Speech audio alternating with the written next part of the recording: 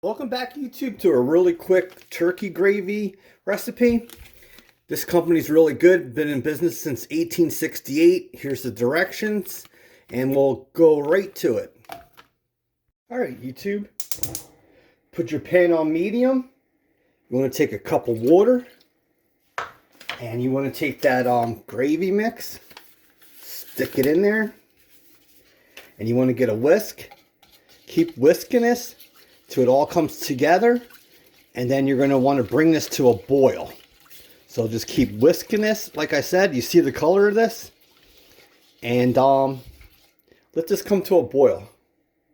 All right, YouTube, this is boiling now, so turn your stove down to low and let this simmer for 1 minute, and then we're done. It's that easy. All right, YouTube, and there it is. Put that gravy down.